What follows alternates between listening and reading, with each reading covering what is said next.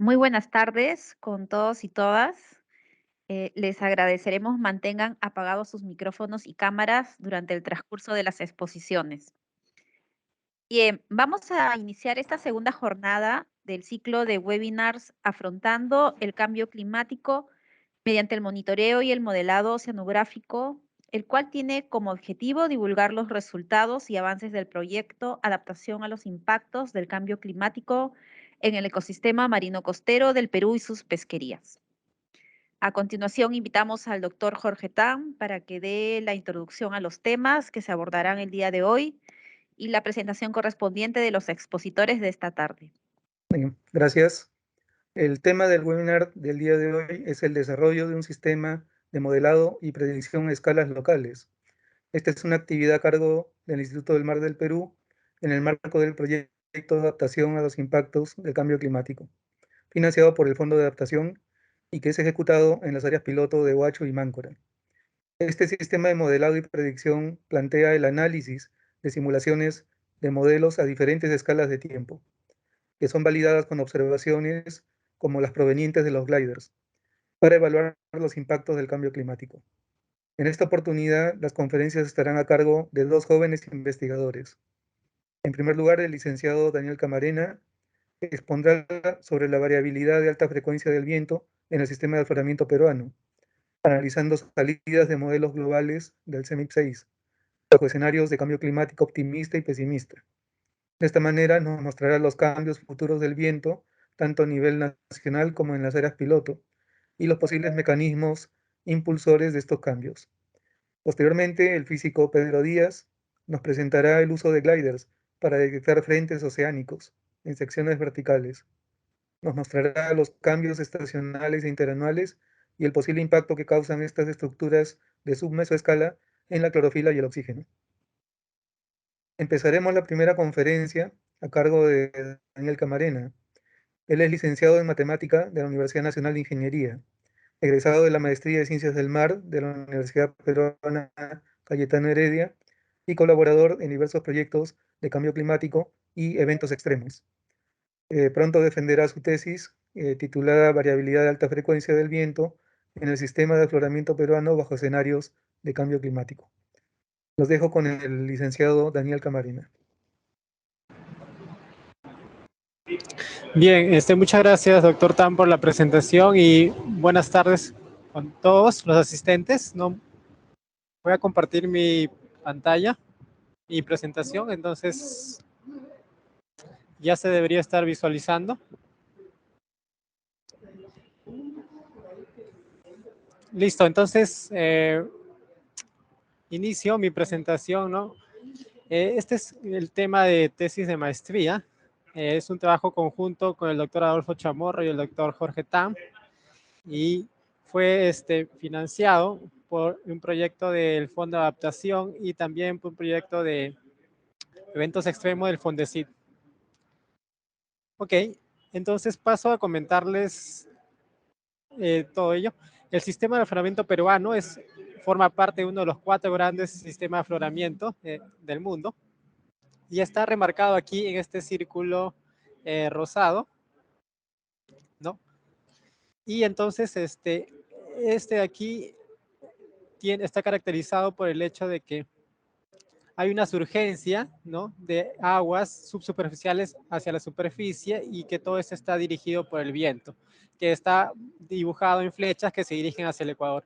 Este viento está forzado, controlado por el anticiclón del Pacífico Sur, que es un sistema de presión que está en contornos aquí. También puede estar forzado por gradientes de temperatura que estarían actuando a una escala más local. Hablemos de proyecciones del viento bajo cambio climático para... entonces, hay diversos estudios, como por ejemplo el de Bakun de 1990, que dice que la respuesta del viento es un incremento, ¿no?, en el viento medio. Y así tenemos diversas proyecciones que se han dado. La más actual es la de Chamorro del 2021, a una escala alta de resolución con un modelo, y se encuentra que prácticamente no hay cambios en el viento medio, hay un incremento en invierno y un decremento en verano. Estos cambios se trabajan con modelos, ¿no? Y estos modelos consideran escenarios de cambio climático, que no son otra cosa que las trayectorias que seguirían, ¿no?, el sistema climático, fijando un nivel de forzante radiactivo para fines del 2100, ¿no? Acá en este gráfico abajo se está considerando hasta el 2100.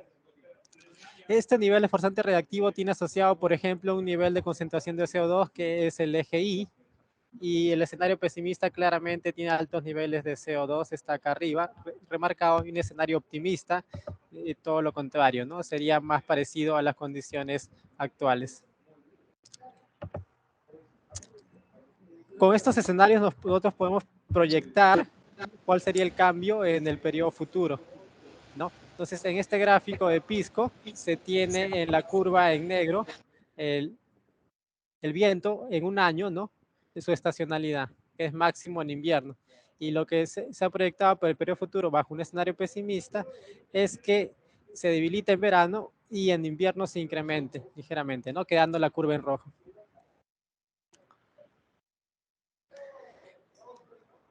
Ya a escala diaria, el viento puede tener días consecutivos de viento débil, o sea, por encima de cierto umbral, o viento, no, por debajo de cierto umbral, o viento fuerte por encima de cierto umbral, como se está ilustrando aquí en estos coloreados en verde, ¿no? Y estos eventos de viento débil o viento fuerte estarían generando, por ejemplo, eventos de hipoxia, ¿no?, eventos de mínimos niveles de oxígeno. O también podrían estar generando olas de calor marina a lo largo de toda la costa, ¿no?, con mayor frecuencia en tales zonas. Es por esta razón que los objetivos central fue analizar la variabilidad interna del viento frente a la costa peruana, ¿no?, considerando dos escenarios de cambio climático, optimista y pesimista, para fines del siglo XXI, usando datos de modelos climáticos, que justo los que permiten capturar estos escenarios de cambio climático, y también investigar sus posibles mecanismos forzantes. Entonces, la metodología para poder conseguir todo esto consistió en, primero, definir nuestra región de estudio y señalar que vamos a trabajar principalmente en la franja costera, ¿no?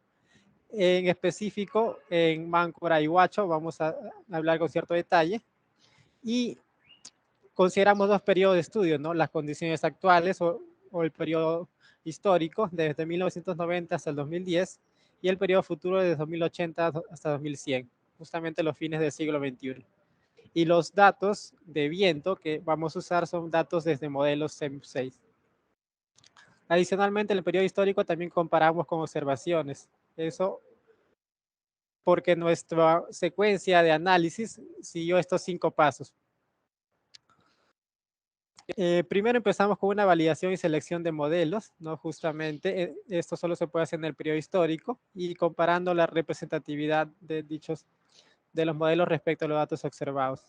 Luego pasamos a analizar las estadísticas del viento en condiciones actuales. Podemos ver el viento medio, el viento débil y el viento fuerte. Hacemos lo mismo en el periodo futuro y además comparamos los cambios, ¿no?, para ambos escenarios, el escenario pesimista y el escenario optimista. Luego podemos evaluar los eventos, bueno, detectar los eventos de viento débil y fuerte a lo largo de los periodos de estudio, tanto en el periodo histórico y futuro, considerando el esquema anterior que les mostré, ¿no? Se hace un criterio de agrupación de días por encima de cierto umbral para considerarlo un evento de viento fuerte, y similar para los eventos de viento débil. Y ya en la última etapa, los cambios que encontremos, ¿no?, desde el periodo histórico para el periodo futuro en alguno de los escenarios optimista o pesimista, lo estaríamos tratando de ver cuáles de los mecanismos, como el anticiclón del Pacífico Sur o los gradientes térmicos, estarían induciendo dichos cambios. ¿Cuáles fueron los resultados que encontramos? Bueno, en la primera parte era la validación de los modelos, de los datos de modelos, y consideramos adicionalmente al viento a variables pertinentes, ¿no?, relevantes para el viento, como son la presión y la temperatura. Entonces, con estas 4 variables podemos hacer un diagrama de Taylor, que es un resumen estadístico de correlación y variabilidad, comparando con la referencia, que es los datos observados.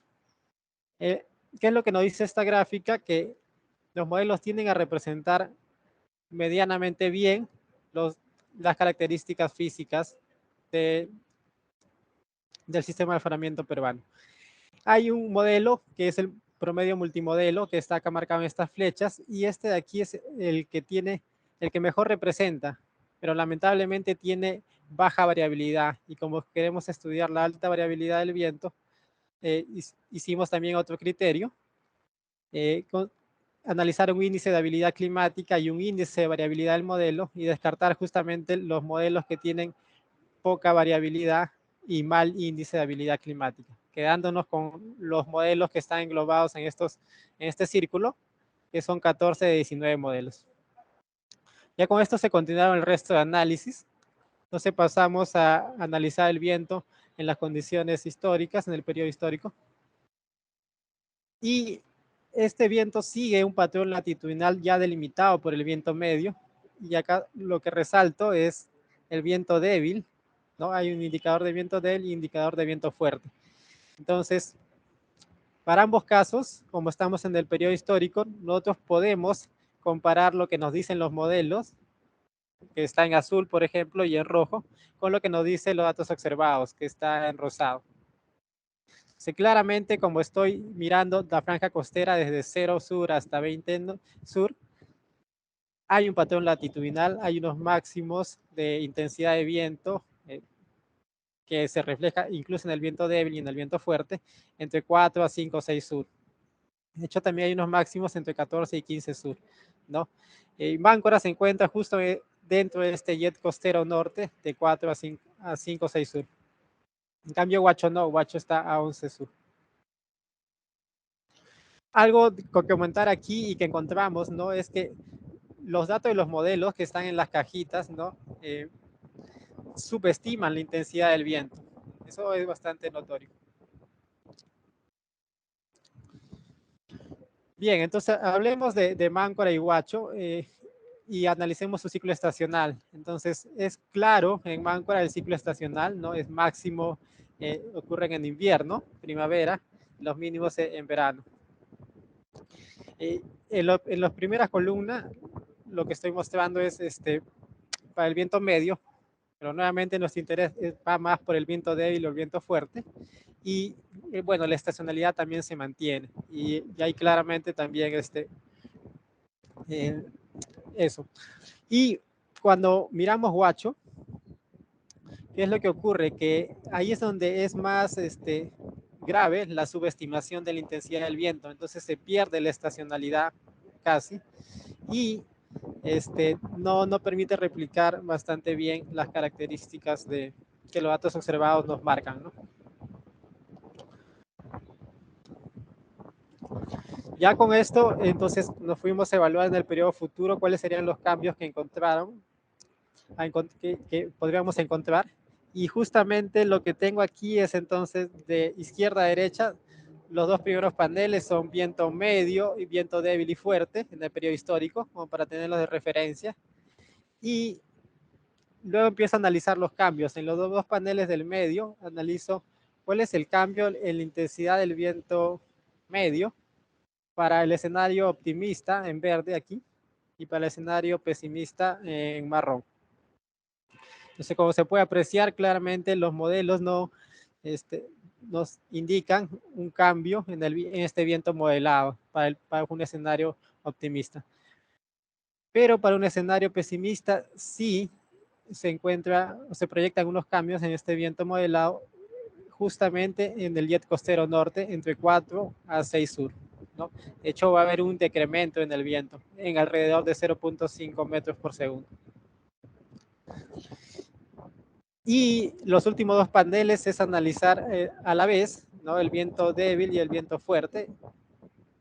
Y los resultados son similares. Quiere decir que este cambio que está aconteciendo, que se está proyectando para el viento medio, se estaría proyectando también para el viento débil y el viento fuerte.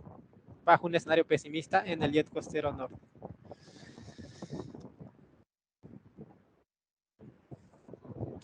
Y entonces evaluamos otras estadísticas también, ¿no? Como para ver si es que hay algunos cambios en la probabilidad, en la frecuencia o expresado en probabilidad de ocurrencia de días de viento débil y días de viento fuerte.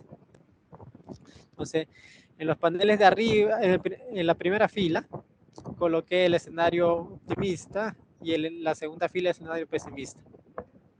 Entonces, los cambios en las probabilidades de ocurrencia de días de viento medio, débil o fuerte bajo este escenario son ligeros y mayormente ocurren cerca del jet costero norte o en la parte bien al sur, hacia 20 sur.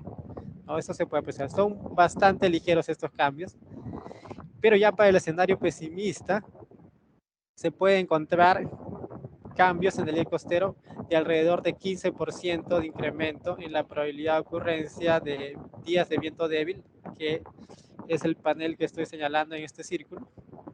Y para días de viento fuerte, este cambio que se está marcando ahí quiere decir que va a acontecer, va a decrementarse la probabilidad de ocurrencia de días de viento fuerte, ¿no? Considerando como referencia el periodo histórico. Y listo, entonces también podemos acá evaluar la estacionalidad proyectada de este viento modelado y solamente estoy mostrando Máncora en la figura porque ya vimos el problema que acontecía en el periodo histórico paraguacho, ¿no? Entonces lo que se está proyectando es abajo en el escenario pesimista que va a haber más viento débil en primavera y verano, ahí es donde mayores los cambios, y de hecho también menos viento fuerte en primavera y verano. Pero a lo largo de todas las estaciones del año se proyectan cambios en la frecuencia de ocurrencia de días de viento débil y días de viento fuerte. Paraguacho, la intensidad del viento sigue siendo subestimada en el periodo futuro y la pérdida de la estacionalidad no permite prácticamente encontrar cambios proyectados. Ok.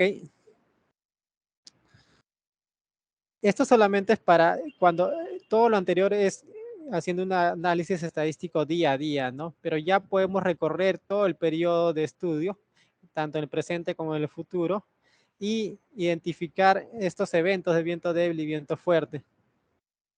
Entonces, en el periodo histórico se identificaron los eventos de viento fuerte, es los primeros paneles, y podemos contabilizar cuántos eventos por año hay a lo largo de toda la costa. Igual la duración de estos eventos y la intensidad de estos eventos. Justamente tenemos esas estadísticas.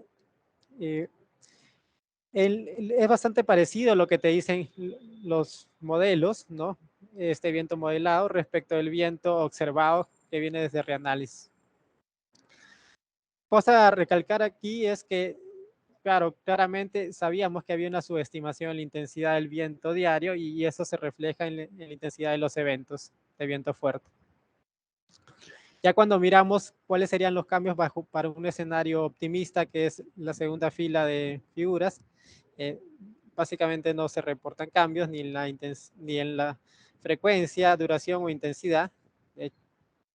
Y bajo un escenario pesimista, se le reportan cambios, principalmente una disminución en la intensidad de estos eventos de viento fuerte, ¿no? Entre 4 hasta 6 sur. Es una ligera disminución en la intensidad. De manera similar para los eventos de viento débil, se arman las estadísticas en el periodo histórico, ¿no? Y en el escenario optimista, básicamente no se reportan cambios proyectados, pero bajo el escenario pesimista, nuevamente se reportan principalmente cambios en el jet costero norte, una disminución en la intensidad de estos eventos de viento débil, que es moderada en este caso. Entonces, hemos hallado una disminución en la intensidad del viento en general en el jet costero norte bajo un escenario pesimista. Queríamos investigar qué es lo que estaría controlando esto, ¿no? Y por eso comprobamos primero una relación ya conocida entre el gradiente de presión a lo largo de la costa o norte-sur y el viento, ¿no? Entonces, en estas tres figuras he remarcado la correlación que sabíamos que tenía que ser negativa y nos centramos en el jet costero norte porque ahí es donde hemos encontrado estos cambios en el viento. Y luego lo que hicimos fue armar dos figuras, como nos interesa qué es lo que pasa con los días de viento débil, días de viento fuerte. Armamos unas figuras de porcentaje de ocurrencia simultánea de un día de viento débil y un día de gradiente débil, ¿no?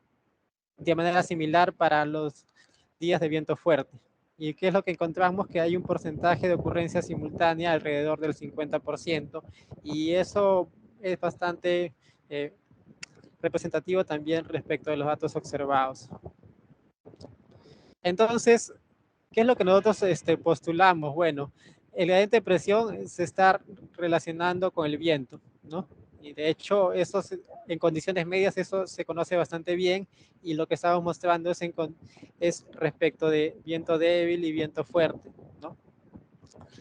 Y lo que nosotros postulamos es que el gradiente térmico norte-sur es el que va a forzar estos cambios en el gradiente de presión, ¿no? Y eso lo podemos estudiar en el presente, se llega a comprobar en el presente eso, y también podemos ir al futuro. Entonces, justamente observamos que gradientes de temperatura norte-sur débil, ¿no? Disminuyen, y eso está asociado con un ligero incremento en la probabilidad, en la ocurrencia simultánea de viento débil y gradiente débil. ¿Qué es lo que está ocurriendo? ¿Qué es lo que se está proyectando en el periodo futuro bajo un escenario pesimista? Solamente aquí hemos mostrado la figura bajo el escenario pesimista. Ok, entonces, básicamente eso es todo el trabajo que se llegó a realizar. La distribución del viento diario como que se desplaza hacia vientos de menor intensidad frente a Máncora, que está dentro del jet costero norte, bajo un escenario pesimista para fines del siglo XXI. Eso es lo que se esquematiza en esta figura de aquí, ¿no? Hay un desplazamiento en la distribución de la intensidad del viento, de la línea de azul a la línea roja. También tenemos una tabla de resumen, ¿no? De los cambios en la probabilidad de ocurrencia en verano, invierno, para el viento débil y viento fuerte.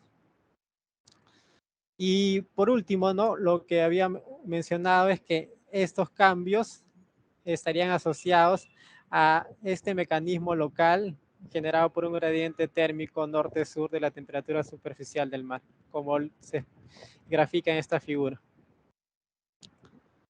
Algunas recomendaciones es, dado lo que hemos visto en Huacho, estudiar la variabilidad de alta frecuencia del viento con un modelo de mayor resolución espacial, disculpen ahí, por ejemplo, un modelo regional, y profundizar asimismo en el estudio de los mecanismos forzantes de la variabilidad con un modelo regional.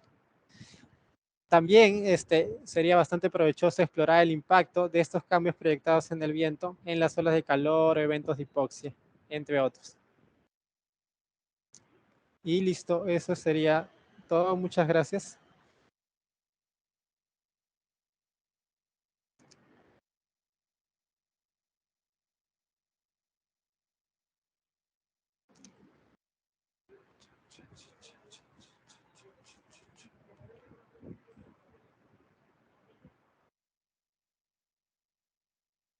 Bien, doctor Tan ya concluyó la exposición.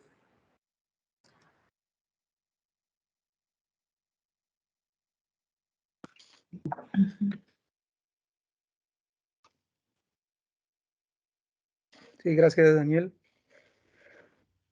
A continuación iniciaremos la segunda conferencia a cargo de Pedro Díaz. Él es físico egresado de la Universidad Nacional Mayor de San Marcos, con estudios de maestría en Ciencias del Mar de la Universidad Peruana Cayetano Heredia.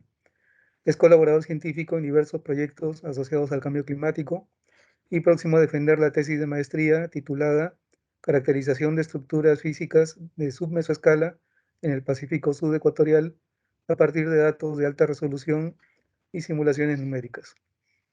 Los dejo con Pedro Díaz. Gracias, doctor, por la presentación. Voy a compartir mi pantalla.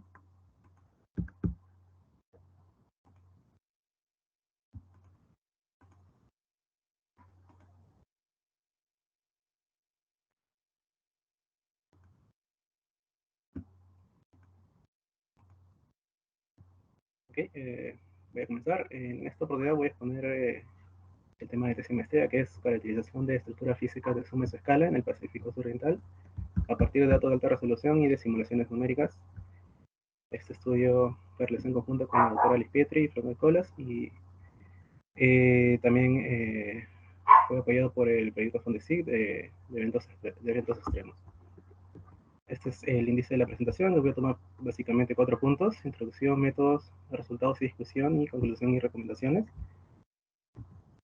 Y a modo de introducción, en esta gráfica tenemos el Océano Mundial.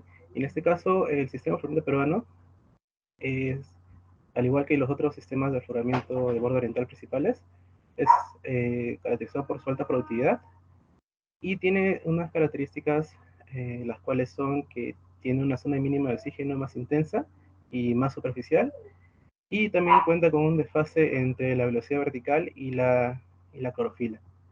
Este sistema de afloramiento peruano es comunicado por distintas corrientes que circulan a través de ella, y tenemos en este caso 2 corrientes principales, las cuales son la corriente costera peruana, que va dirigida hacia el Ecuador y esta superficie, y también en la corriente costera la corriente subsuperficial Perú-chilena, que se dirige hacia los polos.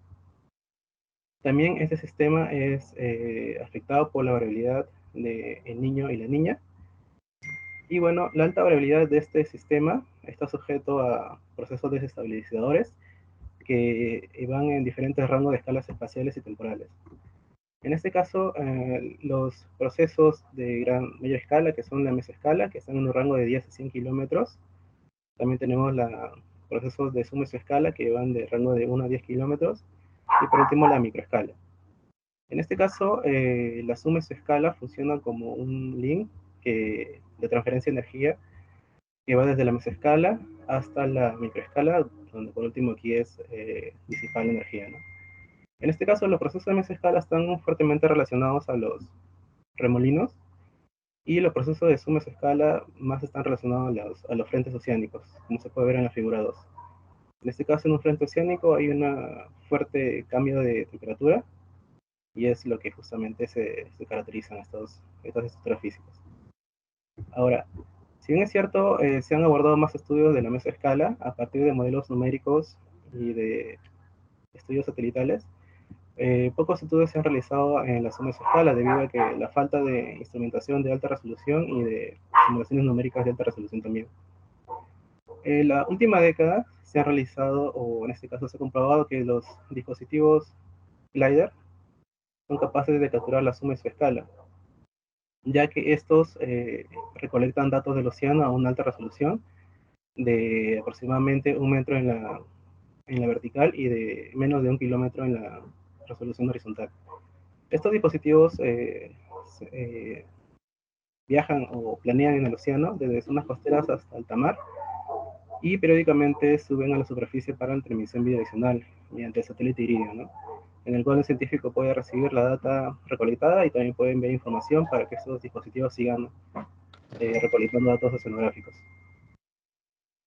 Ahora, como en este estudio se va a centrar en los procesos de submesoescala, específicamente los frentes oceánicos, las características de estos frentes son que, bueno, alrededor de esos frentes, como se muestran en las flechas de la figura 1, las flechas negras, tenemos que son zonas de fuertes gradientes horizontales, ya sea de temperatura superficial o de clorofila, como se muestra. Y también en un esquema 3D, como se muestra en la figura 2, por ejemplo, tenemos que estos frentes oceánicos se forman, ¿no?, a través de la turbulencia mesoescala, como muestran estas flechas rojas, las cuales comprimen los campos de densidad. Se genera un aumento de la velocidad geostrófica a lo largo del frente, y esta dinámica hace que a través del frente oceánico, como muestran las flechas amarillas, se genere una circulación secundaria geostrófica. Visto en una sección vertical, como se muestra en la figura 3, tenemos el panel superior, que es la densidad, ¿no?, que muestra un frente oceánico donde hay un cambio importante de densidad. Y justamente alrededor de este cambio importante se encuentra que las velocidades verticales se intensifican. Esta dinámica permite un intercambio, ¿no?, ya sea de nutrientes o de otras propiedades del océano, desde la parte subsuperficial hasta la subsuperficial y viceversa, ¿no?, desde la superficie hasta desde la subsuperficie hasta superficie, lo cual puede tener un impacto en la productividad. Entonces, si bien es cierto, estas estructuras de suma y escala tienen características importantes, en el sistema de afloramiento peruano se han realizado pocos estudios, como por ejemplo el estudio 2013, que bueno, se mostró que bueno, la agitación de suma y escala es a partir de una turbulencia mesoscala, la cual se formaron filamentos, ¿no?, a lo largo de la capa de mezcla y la termoclina, así como también se mostró que en un filamento de suma escala puede transportar aguas con alto contenido de oxígeno hasta zonas deficientes de oxígeno. Y también se intentó, bueno, se ha realizado un estudio estacional enfocado en primavera y verano, en el cual mostró que la cantidad de estructuras de suma escala son más numerosas en primavera a diferencia de verano. Así como también se han hecho estudios en otros sistemas de afloramiento o en otros sistemas del océano mundial, el cual se mostró que las frentes o la variabilidad de suma escala es más notoria durante invierno a diferencia de verano. Si bien es cierto, han habido estudios de la suma escala, aún falta un estudio completo de su estacionalidad, y además el papel de las características de los frentes oceánicos de suma escala en la distribución del oxígeno y la clorofila aún es una pregunta abierta, ¿no? Entonces, debido a estas características, la importancia del estudio de las suma escala es que, bueno, debido a su dinámica, permiten la captación y solución del carbono en el mar. En este caso sabemos que el carbono es un elemento que se usa para estudiar el estado climático, y también permiten una oxigenación de zonas de mínima de oxígeno, y también se muestra que tiene mayor disponibilidad de nutrientes a lo largo de estas zonas frontales. Ahora, no solo es que esto funciona en el océano, ¿no?, sino que también hay interacción con las aves o a un nivel trófico más alto, ¿no?, como son las aves marinas. Y justamente se ha mostrado que en una estructura de suma escala, el buceo de estas aves marinas se intensifica debido a que hay una mayor concentración de biomasa en este caso. Entonces, la pregunta central de este estudio justamente fue eso, ¿no?, de verificar si es que hay una estacionalidad de estas zonas frontales y evaluar el rol o el papel que tienen estas estructuras de escala en la distribución del oxígeno y clorofila.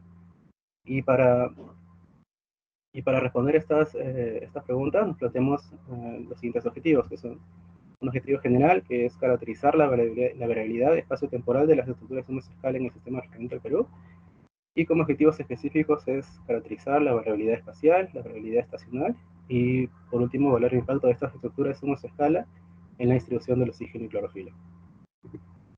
En la metodología lo que muestro aquí es el área de estudio, el cual tenemos despliegues glider de distintas fuentes, ya sea nacionales e internacionales, desplegadas a lo largo de la costa, frente a la costa del Perú, en la parte norte, en la parte centro y unos despliegues en la parte sur. Y también mostramos el modelo, ¿no?, el área del modelo que se usó, que van desde zonas costeras hasta aproximadamente 350 kilómetros en alta mar. Para realizar las comparaciones y la detección de frentes oceánicos en las secciones glider y secciones del modelo, se extrajeron secciones verticales del modelo en zonas cercanas a las despliegues glider para hacer las comparaciones, ¿no?, y poder evaluar el estado estacional de las características de suma escala. Y bueno, los datos que se van a utilizar para este estudio principalmente fue la temperatura, la salinidad, la densidad del oxígeno y la clorofila. Aquí muestro los datos glider totales que se tienen, que van desde el año 2013 hasta incluso 2019.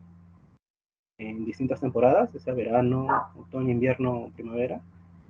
Aquí muestro el dominio temporal, la cantidad de perfiles que fueron recolectados, la máxima profundidad hasta donde llegó el dispositivo glider, que oscila entre 200 y 1000 metros, y también muestra la resolución horizontal promedio, ¿no? Que es de menos de 1 kilómetro. Y también tenemos datos simulados, que en total fueron 12, que cubre todas las temporadas, que es verano, en otoño, en invierno y primavera. Estos datos cubren una resolución horizontal de 500 metros o 0.5 kilómetros. Y en la resolución vertical tenemos 42 niveles sigma. Estas salidas fueron forzadas por datos climatológicos mensuales, de vientos, de flujos de calor, precipitación y evaporación y flujo solar. En este caso, la ayuda de esta simulación numérica es justamente para completar el análisis estacional, ya que en realidad en los despliegues Glider no tenemos datos continuos, ¿no? De todas las temporadas. Para la detección de los frentes oceánicos y el cálculo de sus características, evaluamos todos los gradientes del campo de densidad que se encuentran por encima del límite, que está a 15 metros por debajo de la máxima profundidad de la capa de mezcla. Entonces, se evaluó todos estos gradientes de densidad y se definió como zonas frontales aquellos gradientes que se encuentran menores al percentil 5 y mayores al percentil 95 de la distribución de los datos. Como se puede ver en la figura 2, esta caracterización conlleva puntos consecutivos en los cuales se filtraron posteriormente y se tomó como referencia el punto máximo o mínimo de cada zona frontal, como muestran las flechas, como muestran las estrellas celestes, y luego se definió como la longitud horizontal y vertical a la cantidad de datos consecutivos que se encontraban alrededor del frente, ¿no? Entonces, una vez caracterizado el frente oceánico, que es de suma su escala, las características que se analizaron fueron la distancia con respecto a la costa, la profundidad en la que se encuentra cada frente, la profundidad del frente con respecto a la profundidad de la capa de mezcla, y su longitud horizontal y su longitud vertical. Y bueno, en esta pequeña gráfica muestra, ¿no? Que un frente, ¿cómo es un frente, no? En este caso, esta pequeña gráfica muestra un frente ya de más de 10 kilómetros, pero también tenemos frentes más pequeños, ¿no? Que están de 2 a 3, 5 kilómetros de longitud, como se muestra aquí. Entonces, estas son las características que se valoran para los frentes oceánicos. Ahora, para evaluar el impacto de las zonas frontales detectadas en las posibles deformaciones de las oxiclinas, o termoclina o pinoclina, se tuvo que realizar un algoritmo también para detectarles de las isolinas de zona de fuerte gradiente verticales, ¿no? Que son más o menos alrededor de las clinas. En este caso se escogió las isolíneas en las cuales tienen la mínima distancia entre una isolina anterior y una isolina posterior. Y justamente estas isolíneas encontradas o detectadas son bien representativas, ¿no? Entre la división entre la capa de mezcla y la capa profunda, ¿no? Entonces, como resultados, primero analizamos el entorno oceanográfico y las masas de agua de los datos Glider. Y como se puede ver en las figuras 1, 2 y 3, tenemos un transecto de verano, un transecto de invierno y un transecto de primavera. En el transecto de verano y en los demás transectos tenemos temperatura, salinidad, oxígeno y clorofila. En este caso la temperatura desciende, aumenta sus valores desde costa hacia alta mar y disminuye sus valores desde superficie a su superficie. En este caso el oxígeno tiene un comportamiento similar a la temperatura, que aumenta sus valores desde costa hasta alta mar y también disminuye sus valores desde superficie hacia la profundidad. Y bueno, tenemos que la clorofila tenemos mayores concentraciones cercanas a la costa, a diferencia de alta mar, ¿no? Ahora, en los transectos de salinidad tenemos las siglas, ¿no? STCW, que corresponde al agua subtropical superficial, el agua costera fría, que es la CCW, el agua intermedia del Pacífico Sudoriental, que es la ESPIW, el agua subsuperficial ecuatorial y el agua ecuatorial profunda.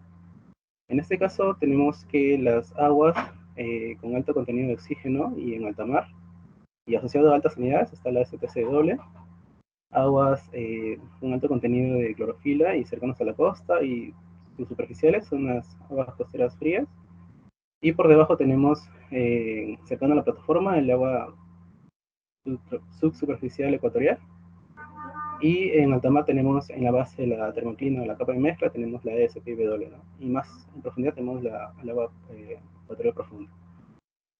Ahora, estos dos transectos, el transecto 1 y 2, son tomados en condiciones normales, pero en condiciones en niño, como se muestra en el transecto 3, vemos que toda la columna de agua se profundiza, de tal manera que, por ejemplo, tenemos la isopina de 25.6, que en condiciones normales se encuentran cercanos a la capa de mezcla.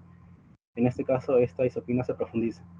Y es más, en este caso, la zona de mínima de oxígeno, como límite superior de la zona de mínima de oxígeno, como se muestran los contornos grises de 22.5 micromol por kilogramo, ya prácticamente desaparece, ¿no? Se profundizó totalmente y ya no se ve en los primeros 180 metros de profundidad. Entonces, esto más o menos es el entorno oceanográfico que se encontró. Y para la validación entre los datos simulados y datos glider, se analizó por temporadas, verano, que corresponden a las gráficas en A, otoño en las gráficas en B, invierno en C y primavera en las gráficas de letra D. En este caso, la simulación presentó buena aproximación del estado real del océano, en este caso la temperatura y también la salinidad que no se mostró. Pero tenemos que en invierno parece que el modelo sobreestima la profundidad de la capa de mezcla, ¿no? En lo que encuentra una capa de mezcla demasiado profunda en este caso, ¿no? En comparación con los datos reales. Aún así, en la correlación espacial entre datos ladder y datos simulados, tenemos una buena correlación espacial, lo cual significa que, bueno, el modelo sí tiene una buena representación, ¿no? Del estado real del sistema de afloramiento, en este caso de Perú. Encontramos frentes oceánicos de suma escala, mayormente a lo largo de la capa de mezcla y la pinoclina. Y bueno, se puede ver, ¿no? Que en la capa de mezcla, ¿no? Hay zonas donde los isopinas pueden llegar hasta superficie, tanto en las gráficas de 1 y 2. Y bueno, estas isolíneas que son capaces de llegar hasta la superficie se pueden considerar como unos frentes de mayor escala, como son los frentes de afloramiento. Pero a suma escala tenemos que toda la variabilidad está más o menos acumulada en las inestabilidades que se ocurren alrededor de la base de la capa de mezcla y la pinoclina, ¿no? Ahora, para analizar sus características, realizamos un análisis de histograma o un PDF, el análisis de densidad de probabilidad. Y en este caso, analizamos todas estas características a lo largo de la costa peruana, ¿no? En la parte norte, centro y sur. Y en la tabla que muestro en la parte izquierda, se muestra un resumen, ¿no? De todas sus características. Por ejemplo, tenemos una comparación entre verano e invierno en la zona centro. Tenemos que los frentes oceánicos mayormente se presentan a 75 kilómetros con respecto a la costa. En la profundidad tenemos que los frentes oceánicos se encuentran a mayor profundidad, a 45 metros aproximadamente en comparación con verano, que fue en 10. La distancia de la profundidad del frente oceánico con respecto a la capa de mezcla, se puede ver que en invierno es mucho mayor la extensión. Y también, bueno, extensión horizontal, que más o menos de 1 kilómetro, de 0.5 kilómetros en la parte norte, ¿no? Y en la parte sur, que está más o menos 2.5 kilómetros. Y tenemos que durante invierno, en este caso, los frentes oceánicos tienen mayor longitud vertical, ¿no? Que es más o menos 7,5 metros en comparación con verano. Ahora, una vez analizado, eso fue, el análisis anterior fue el análisis de la variabilidad espacial, pero en el análisis de la variabilidad estacional ya, considerando la diferencia directa entre temporadas, que es verano, otoño, invierno, primavera, encontramos que los frentes de suma escala muestran una clara estacionalidad, ¿no? Como se muestran las figuras 1, A y B, de la parte centro y la parte norte. En ambos casos encontramos que tenemos mayor detección de frentes oceánicos durante la temporada de invierno, a diferencia de la temporada de verano. Y también tenemos que hay mayor detección de frentes oceánicos en la temporada de primavera, a diferencia de la temporada de verano, ¿no?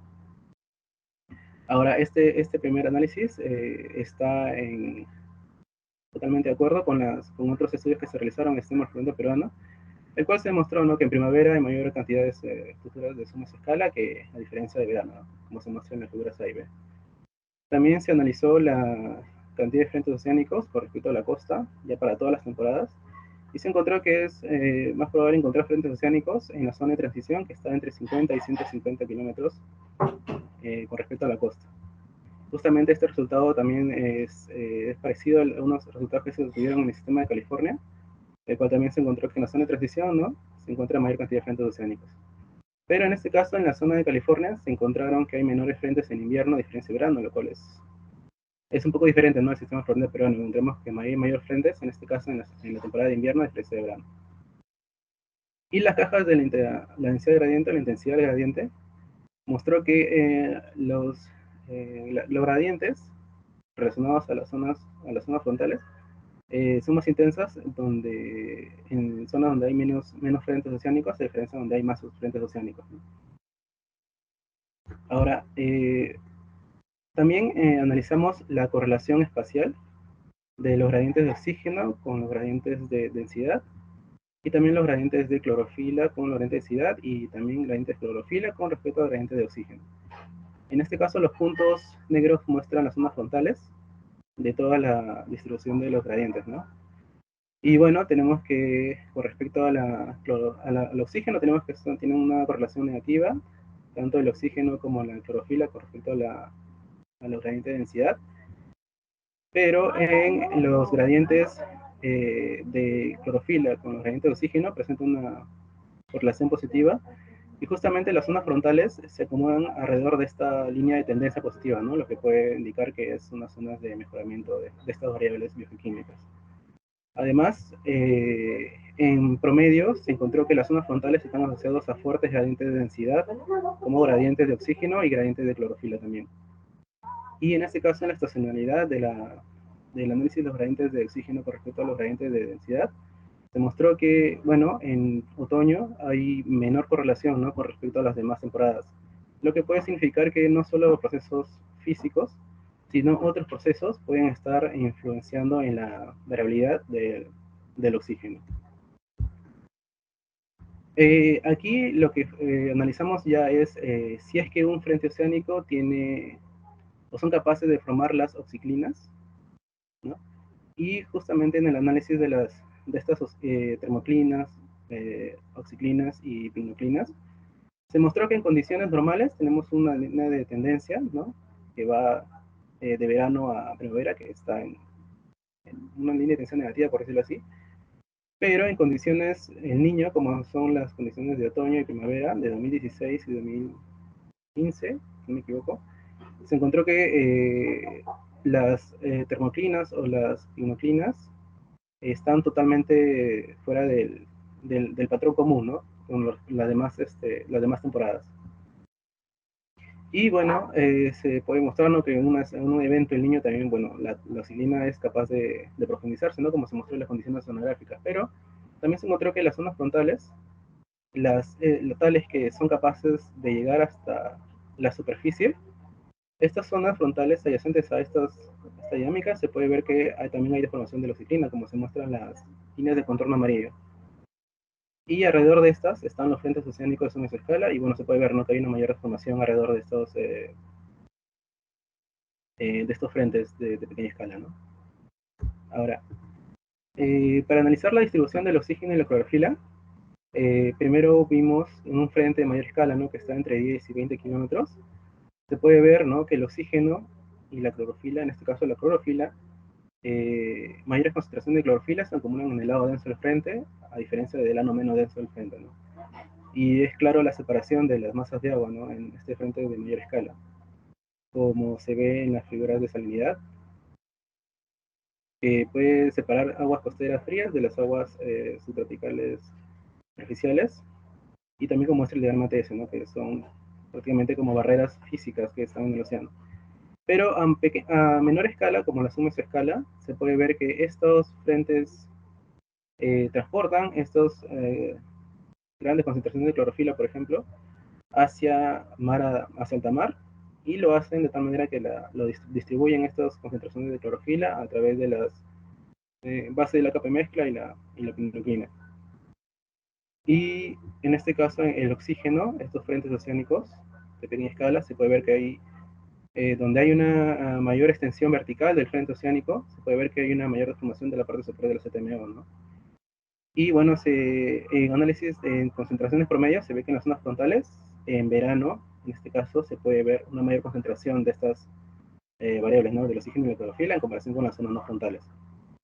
Ahora, para analizar si es que estas zonas frontales, ¿dónde es que la profundidad de las zonas frontales tiene mayor incidencia, ¿no?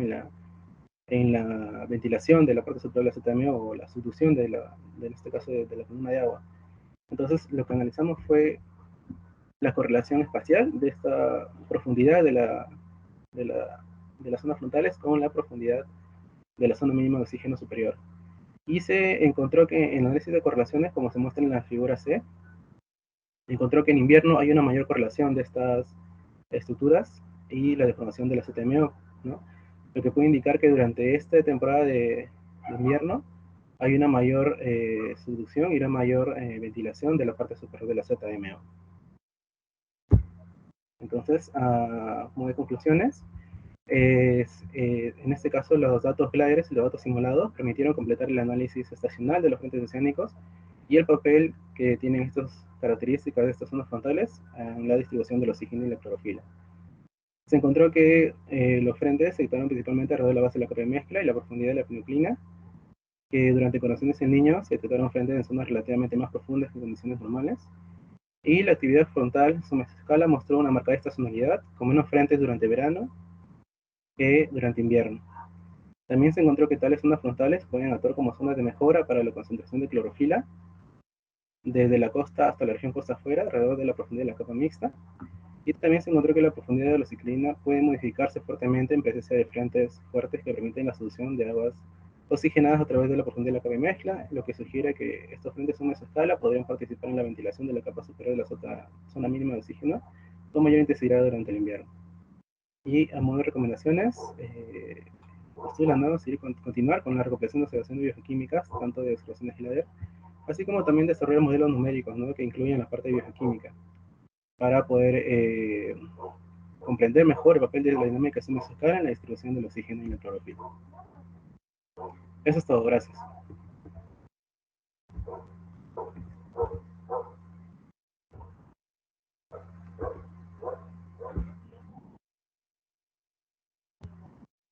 Agradecemos la participación de nuestros expositores, Daniel Camarena Pérez y Pedro. Seguidamente, o comentarios nuestros expositores. Les agradeceremos el icono de levantar la mano para que sea ordenada.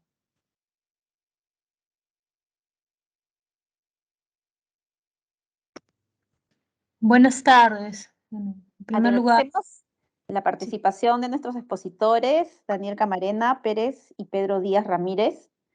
Seguidamente abrimos el micro para quienes tengan alguna pregunta o comentario a nuestros expositores. Les agradeceremos usar el icono de levantar la mano para que sea de forma ordenada. Vamos con Ari, por favor. sí, buenas tardes. Felicitaciones tanto a Daniel como a Pedro.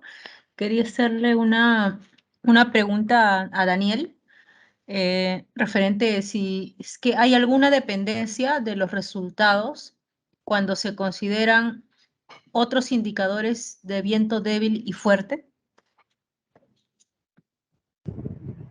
Ok, a ver, gracias, Evi, a ver, se evaluó eso, de hecho, porque... disculpa, otros- Pedro, ¿podrías cerrar tu... Estás compartiendo pantalla, ya podrías sacarlo. Sí, Listo, gracias, bien. disculpa, Dani. Ok, bien, como estaba diciendo, yo entiendo la pregunta que se refiere a cómo se definen los eventos o los días de viento débil y días de viento fuerte, ¿no? Eso depende del umbral que fijes, ¿no? Entonces se movió este umbral, ¿no? Ligeramente para ver si es que había una sensibilidad y los resultados que encontrábamos en el viento desde el periodo histórico hasta el periodo futuro tenían algún cambio, ¿no? Y en verdad encontramos lo mismo. Entonces yo diría que no es dependiente de estos umbrales. Gracias, gracias. Ok.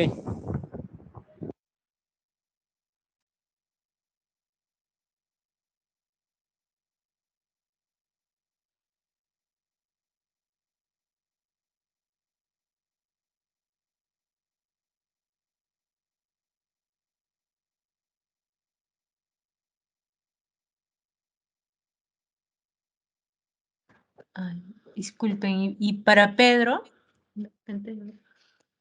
¿cuántas secciones glider y de simulación se usaron en el estudio? Hola, Vi. Sí, en este caso se utilizaron en total 56 sesiones verticales glider, ¿no? Y en este caso en los datos simulados fueron 24 en total, ¿no? Para completar el análisis de la variabilidad espacial y tanto la variabilidad estacional.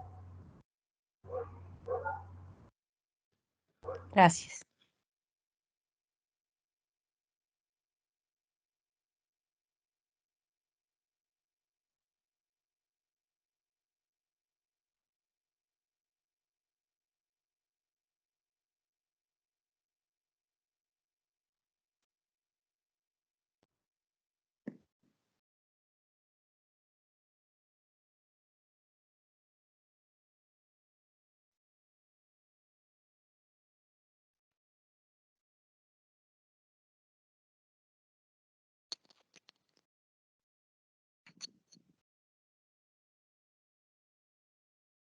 Bien, no tenemos más preguntas.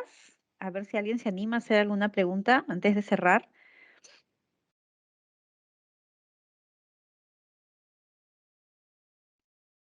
A ver, tenemos una pregunta por el chat de David Correa para Daniel. Dice, pienso que los umbrales de vientos sí tendrían influencia sobre los eventos de vientos, ya que al incrementar o disminuir el umbral podrían tener un mayor o menor número de días de eventos de vientos.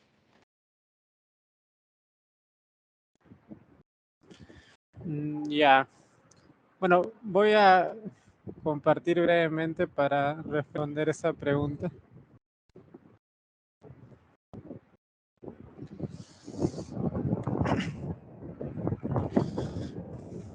Ah, la cuestión es aquí, ¿no? Aquí yo estoy definiendo los eventos de viento fuerte, pero antes de eso debo definir un día de viento fuerte, ¿no? Entonces, para eso es que se fija este umbral.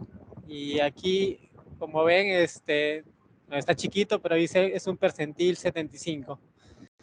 ¿Qué fue lo que ocurrió? Que cuando nosotros fijamos, por ejemplo, un percentil 90, ya sube un poquito más arriba esta línea punteada en rojo. Y claramente sí van a haber menos días de viento fuerte. Más lo que yo quise decir no es que no hayan menos o más días de viento fuerte, obviamente lo van a ver, sino que cuando comparas el periodo histórico con el periodo futuro en el escenario pesimista y optimista, se encuentran esencialmente los mismos cambios y solamente en el escenario pesimista. O sea, lo que no cambia es esta variación del periodo histórico al periodo futuro. Eso es lo que no cambia, pero las cantidades sí pueden variar.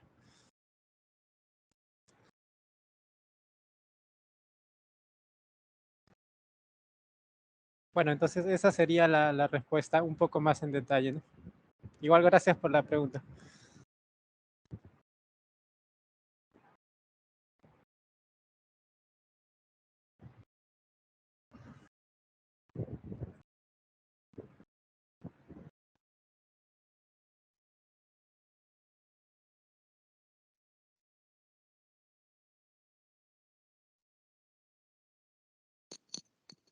A ver, tenemos una pregunta de Elvis Roca. Adelante, Elvis. Sí, buenas tardes. Buenas tardes con todos. Sí, una pregunta para el primer expositor. Sabiendo que las latitudes más altas, los vientos están agarrando más fuerza a causa del cambio climático, ¿esto cómo afecta directamente a la biodiversidad o a la vegetación? ¿Afecta o no afecta? Gracias. Ok, gracias Elvis. A ver, bueno, es una cadena, ¿no? Podría decir, ¿no? De afectaciones. Me pasa que en nuestro trabajo no hemos podido seguir toda esa cadena, pero lo que yo indiqué sí es que cuando ocurren eventos de viento débil, por ejemplo, se tienen asociadas olas de calor marina, ¿no? Entonces ya hay estudios sobre olas de calor y cómo esto puede afectar a la misma biogeoquímica y también ya posteriormente la productividad, ¿no? Y a las diversas especies marinas. Entonces, todavía justamente es una de las recomendaciones, ¿no? Empezar a hacer todo seguimiento de cuáles son las implicaciones de estos cambios que hemos trabajado, ¿no? Pero como para cerrar, ¿no? Principalmente va por este tipo de eventos que son críticos, ¿no? Los eventos de hipoxia o las olas de calor marina.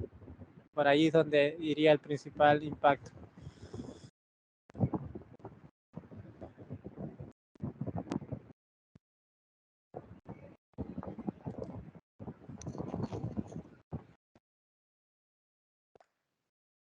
Bien, muchas gracias por sus preguntas. Ahora les pedimos encender sus cámaras a los asistentes para poder tomarnos una fotografía. Hay una pregunta por ahí, me parece.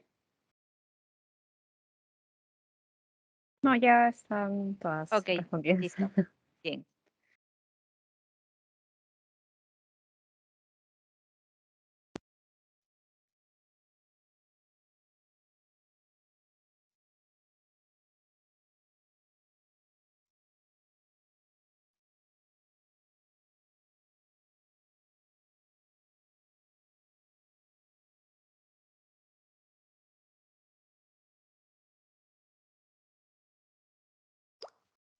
Muy bien, muchas gracias por su asistencia y hasta una próxima oportunidad. Muy buenas tardes. Gracias, buenas tardes. Gracias. Gracias. Hasta luego. Gracias. Gracias. Gracias. Buenas Buenas tardes. tardes. Feliz viernes 13. Su calota no, que no salga nadie.